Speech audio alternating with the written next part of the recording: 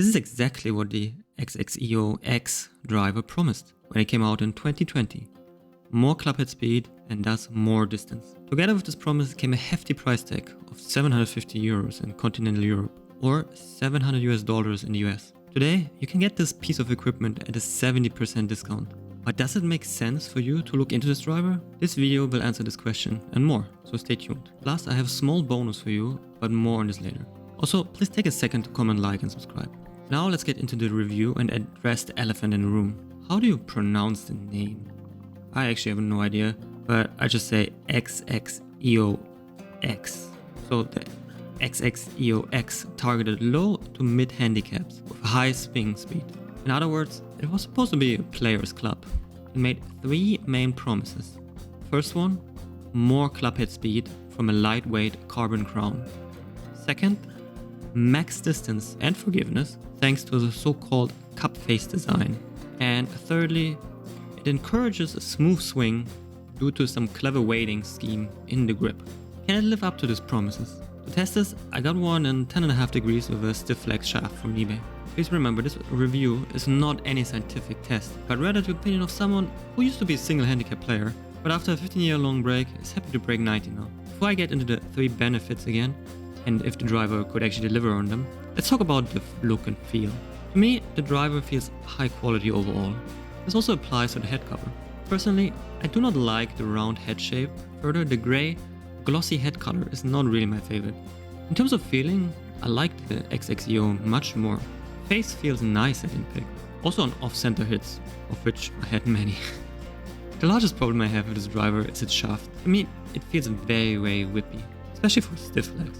On one hand, this should help many people to have a smoother swing, but for me, it's just too much. In my opinion, this shaft steals the option of swinging really hard if you actually need to.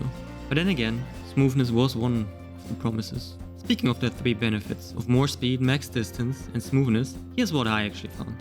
I hit a few balls on my local range with the Garmin Approach G80 to measure swing speed and distances, and I also brought along my Titleist TSI 3 and the Ping G425 Max just to have some comparison.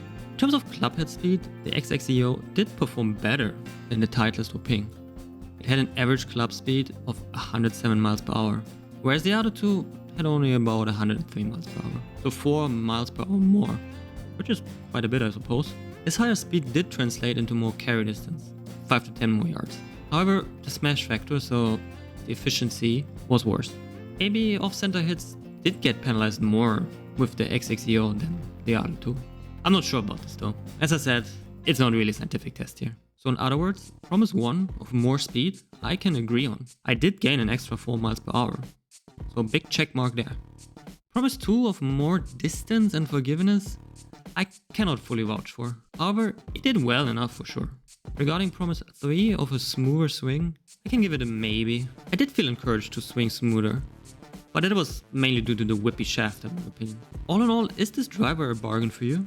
It is, if you are someone who has a rather smooth swing, or someone who wants to have a smooth swing.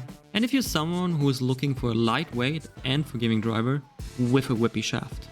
Some alternative drivers with a similar price tag are pretty much all of the drivers of that age. Some examples I found and also might fit the profile of more speed are the Callaway Epic Flash, TaylorMade Sim Max, Titleist TS3, Cobra Red Speed, or maybe the PXG 0811. In any case, make sure to check them out too. Try as many as you like and sell the others. After all, second-hand equipment of that age has already lost most of its value. Oh yes, the bonus.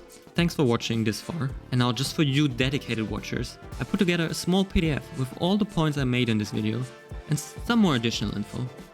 The link is in the description below. Please go and check out that PDF. Or if you prefer, watch this video next.